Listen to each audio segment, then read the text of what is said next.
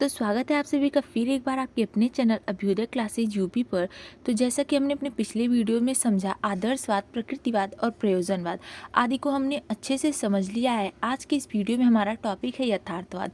आज के इस वीडियो में हम यथार्थवाद के बारे में जानने वाले, यथार्थवाद क्या होता है। तो चलिए देखते हैं। आगे बढ़ने से पहले अगर आप चैनल पर नए हैं और अभी तक चैनल को सब्सक्राइब नहीं किया होगा तो प्लीज़ एक बार से जाकर अभ्युदय क्लासेज यूपी को सब्सक्राइब एंड वीडियो पसंद आएगी तो लाइक एंड शेयर भी अवश्य कर देंगे। ओके, चलिए देखते हैं यथार्थवाद क्या होता है। यथार्थवादी अंग्रेजी शब्द रियलिज्म का हिंदी रूपांतरण है।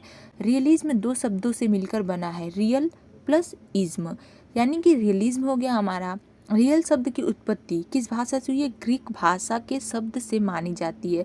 अब ये ध्यान देने योग्य बात है, जैसा कि हम अपने पिछली वीडियोस में समझते आ रहे हैं, मैंने बता रखा है ऑलरेडी कि ये पूछा जाता है किस भाषा से लिया गया, क्योंकि अब हमारा जो एग्ज़ाम चल रहा है ऑब्जेक्टिव पैटर्न पे भी होता है, तो उसमें ऐसे क्वेश्चन अक्सर आपको देखने को मिल जाते हैं। अक्सर ऐसे क्वेश्चन बनते हैं कि किस भाषा से बना है, लैटिन भाषा, ग्रीक भाषा, जिस भाषा से भी जो शब्द बना रहता है। जैसे यहाँ पे रियल शब्द की उत्पत्ति ग्रीक भाषा के शब्द से मानी जाती है, तो ऐसे क्वेश्चन अक्सर बन रहे हैं, आजकल देखने में आ रहे हैं। ठीक है, तो इसे आप ध्यान में रखेंगे। जिसका अर्थ, अब अर्थ भी पूछता है कि इसका अर्थ क्या होता है। जिसका अर्थ होता है वस्तु तथा इज्म का अर्थ होता है वाद। ठीक है, इस प्रकार रियलिज्म का शाब्दिक अर्थ हो गया वस्तुवाद। इसका शाब्दिक अर्थ क्या हुआ? वस्तुवाद। इसका शाब्दिक अर्थ भी पूछता है और बहुत बार नाम चेंज करके भी पूछता है। जैसे आदर्शवाद को प्रत्ययवाद और विचारवाद के भी नाम से जानते हैं, तो इस टाइप के क्वेश्चन बनते हैं। आदर्शवाद, अगर आपने आदर्शवाद के नाम पे पढ़ा है और आप जानते ही नहीं उसका अन्य नाम क्या है, प्रत्ययवाद नहीं जानते हैं, तो वो पूछ देगा प्रत्ययवाद क्या है, तो आप कंफ्यूज हो जाते हैं कि प्रत्ययवाद क्या है। मैंने तो आदर्शवाद पढ़ा है, प्रकृतिवाद पढ़ा है, प्रयोजनवाद पढ़ा है, यथार्थवाद पढ़ा है, प्रत्ययवाद तो मैंने पढ़ा ही नहीं, विचारवाद तो मैंने समझा ही नहीं, वस्तुवाद तो मुझे पता ही नहीं है। तो इसीलिए अन्य नाम भी आपको याद रखने होंगे, क्योंकि अब ऐसे ही क्वेश्चन बनते हैं, दूसरे नाम से पूछ देता है।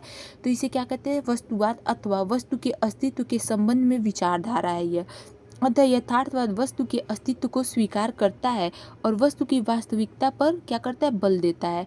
यह विचारधारा भौतिकवाद पर आधारित है। भौतिकवाद के अनुसार केवल भौतिक जगत ही सत्य है। यह क्या है? यह एक ऐसी विचारधारा है जो भौतिकवाद पर आधारित है और भौतिकवाद के अनुसार जो भी भौतिक चीज़ें हैं, भौतिक जगत है, वही सत्य है। ठीक है, इसमें आध्यात्मिक जगत को नहीं माना गया है, नकारा गया है, इसमें बस भौतिक जगत को ही सत्य माना गया है। और हमारे आदर्शवाद में क्या था? उसमें आध्यात्मिक जगत और ईश्वर की सत्ता मानी गई है और आध्यात्मिक जगत को ही सर्वोपरि माना गया है और भौतिक जगत को नाशवान माना गया है। यहाँ पे भौतिक जगत ही सत्य है। ठीक है, इस प्रकार यथार्थवाद का सिद्धांत है जो जगत को उसी रूप में स्वीकार करता है जिस रूप में वह दिखाई पड़ता है या अनुभूति किया जाता है।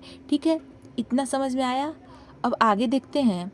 अब हम देखते हैं यथार्थवाद की परिभाषा, डिफिनीशन ऑफ रियलिज्म। इसके बाद हम यथार्थवाद के मूल सिद्धांत और दार्शनिक आधार भी, जैसे कि हमारा ज्ञान मीमांसा, तत्व मीमांसा, आचार मीमांसा है, उसे समझेंगे और यथार्थवाद और पाठ्यक्रम को भी समझेंगे। पहले देखते हैं यथार्थवाद की कुछ परिभाषाएं, जिससे हमारा यथार्थवाद और अधिक स्पष्ट हो जाएगा।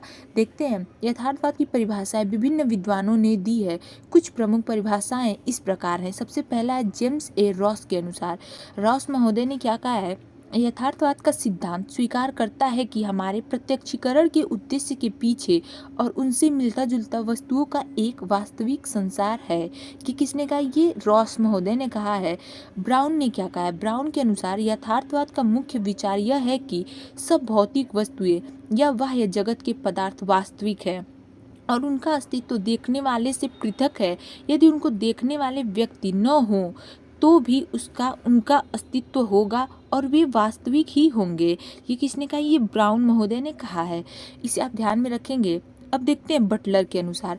बटलर ने क्या कहा है? इन्होंने कहा है यथार्थवाद विश्व की अपनी सामान्य स्वीकृति का पुनर्बलन है जिस रूप में वह हमारे समक्ष होता है। ये किसने कहा? ये बटलर ने कहा है कि यथार्थवाद विश्व की अपनी सामान्य स्वीकृति का पुनर्बलन है जिस रूप में वह हमारे समक्ष होता है। अब स्वामी रामतीर्थ जी के अनुसार देखते हैं, इन्होंने क्या कहा है? यथार्थवाद का अर्थ वह विश्वास या सिद्धांत है जो जगत को वैसे ही स्वीकार करता है जैसे कि हमें दिखाई देता है। ये किसने कहा है? स्वामी रामतीर्थ जी ने कहा है कि यथार्थवाद वह विश्वास या सिद्धांत है जो हमें वैसे ही स्वीकार करता है जैसे कि हमें दिखाई देता है, प्रत्यक्ष रूप से हम देख सकते हैं। ठीक है, अब देखते हैं यथार्थवाद के दार्शनिक आधार। यहाँ पे देखते हैं तत्व मीमांसा में यथार्थवाद क्या है। यथार्थवादी यह मानते हैं कि ब्रह्मांड गतिशील पदार्थ का बना है। ये गतिशील कर लीजिएगा, यहाँ पे पदार्थ का बना है। हम अपने अनुभवों के आधार पर जगत के नियमित क्रियाकलापों को पहचान सकते हैं। पदार्थ गतिशील है और वह अस्तित्व में है, इसीलिए क्या है, सत्य है। ठीक है, ये तत्व मीमांसा में यथार्थवाद के अनुसार है। अब देखते हैं ज्ञान मीमांसा में यथार्थवाद क्या है। यथार्थवादियों का विचार है कि वास्तविक जगत का अस्तित्व है। हम वास्तविक वस्तु को जानते हैं क्योंकि इसका अस्तित्व है। इसका अस्तित्व है मतलब वस्तु जो हम देखते हैं, हमारे आसपास जो भी हमारे प्रत्यक्ष रूप से वस्तुएं दिखाई देती है वो तो हम देखते ही हैं। तो जो हमें दिखाई देती है वही वास्तविक है। जो वास्तविक वस्तु को जानते हैं क्योंकि इसका अस्तित्व है, इसीलिए हम इसे जानते हैं। यह हम कह सकते हैं कि वस्तु का वास्तविक जगत में अस्तित्व है तो वह क्या है, वह सत्य है। कोई भी कथन विश्लेषण के पश्चात ही स्वीकार्य है। ज्ञान का अस्तित्व मस्तिष्क ही स्वीकार करता है। ये ज्ञान मीमांसा में यथार्थवाद। अब हम देखते हैं मूल्य मीमांसा में यथार्थवाद। यहाँ पे क्या कहा है, यथार्थवादी प्राकृतिक नियमों में विश्वास करते हैं। उनका कहना है कि मनुष्य इन नियमों का पालन करके सजीवन व्यतीत कर सकता है।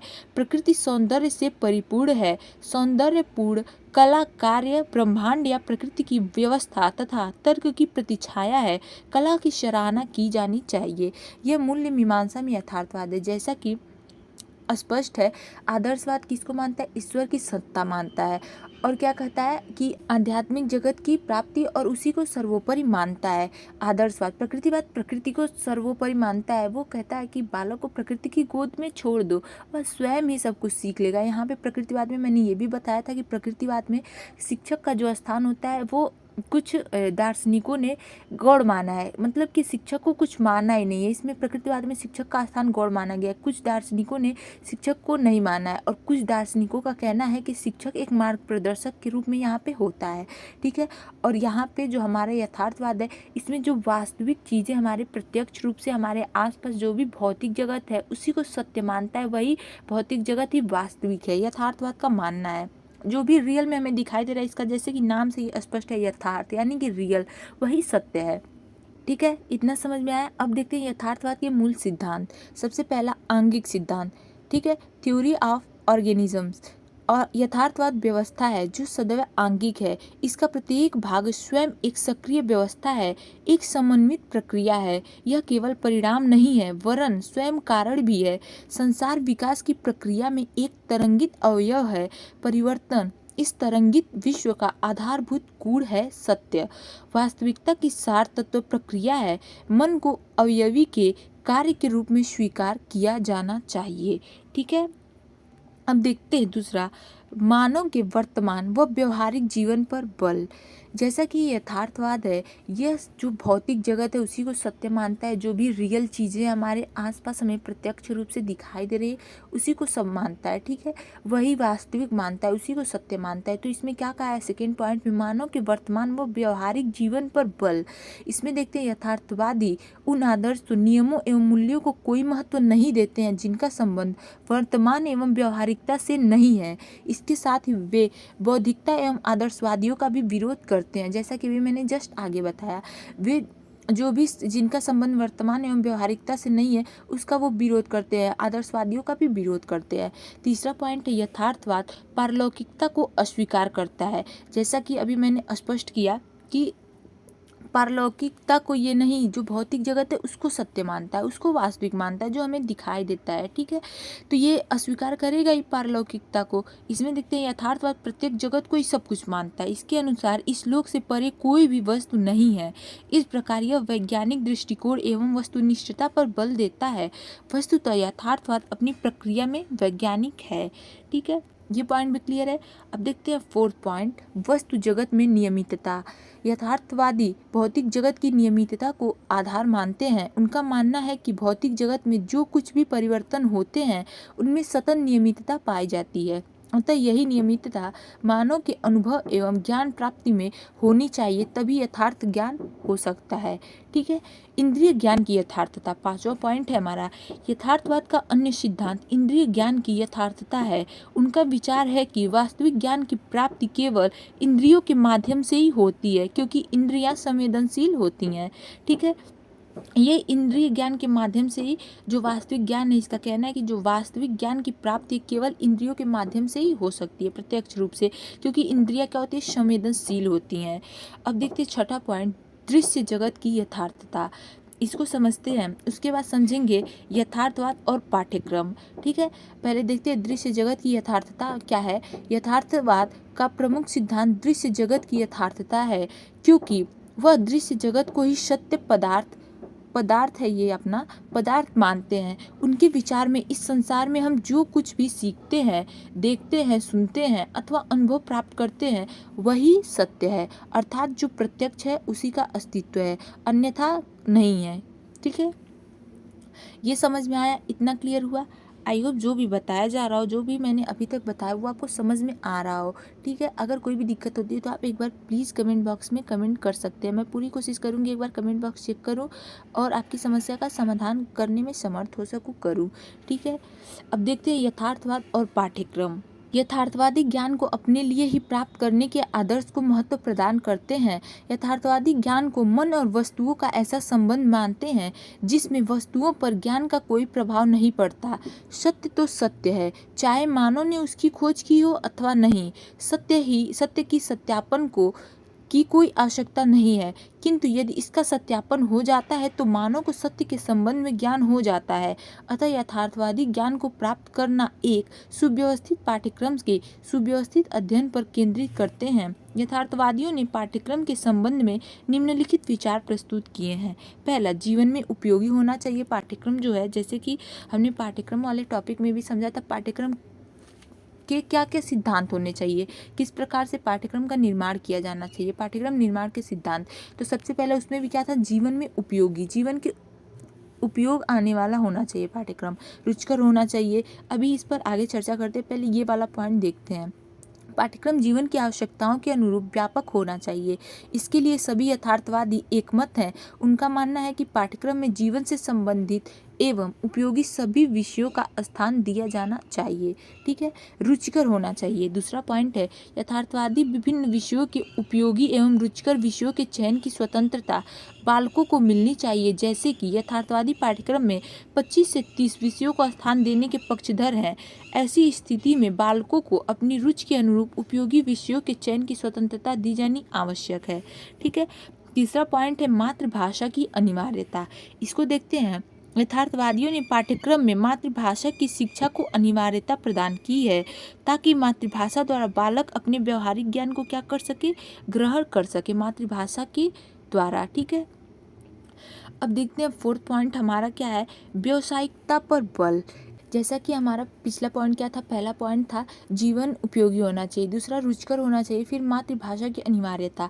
तो अब इसे कैसे है, जीवन उपयोगी होना चाहिए, मतलब कि पाठ्यक्रम ऐसा होना चाहिए जो जीवन उपयोगी हो। बालक अगर शिक्षित होकर पढ़ के शिक्षा प्राप्त करके जाता है तो वो अपना जीविका यापन कर सके, जीविकोपार्जन कर सके अपने आगे चलकर भविष्य में। ठीक है, इस प्रकार का पाठ्यक्रम होना चाहिए जो उसके जीवन में उपयोगी हो सके, रुचिकर हो, जिसमें बालक, दूसरा पॉइंट था हमारा रुचिकर, जिसमें बालक रुचि ले, उसकी रुचियों के, आवश्यकताओं के, उसके मानसिक स्तर, क्षमता के अनुरूप होना चाहिए।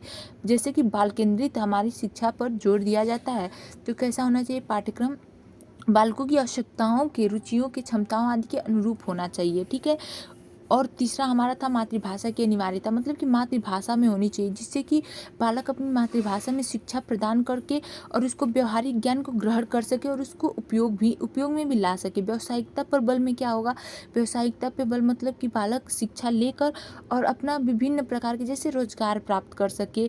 और अपने व्यावसायिक पाठ्यक्रम को यहाँ पे दिया है कि यथार्थवादियों का मानना है कि पाठ्यक्रम में व्यावसायिक पाठ्यक्रम को व्यावसायिक बनाना चाहिए और उन अन्य व्यावसायिक विषयों का समावेश होना चाहिए, जिसके फलस्वरूप बालक को व्यावसायिकता आ सके। ठीक है, तो व्यावसायिकता आएगी, वो जीवन में आगे बढ़ेगा, अपना जीविकोपार्जन करने में समर्थ हो सकेगा, आत्मनिर्भर और स्वावलंबी बनेगा।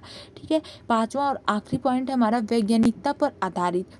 यथार्थवादियों के अनुसार जीवन की वास्तविक परिस्थितियों एवं आवश्यकताओं के दृष्टिगत प्रकृति विज्ञान एवं व्यवसाय आदि विषयों को पाठ्यक्रम में प्रमुखता प्रदान की जाए, जिससे बालक जीवन की आने वाली परिस्थितियों का सामना भी कर सके, परिस्थितियों का सामना कर सके, जो भी समस्याएं आए उसके सामने उसका हल निकाल सके, समाधान खोज सके।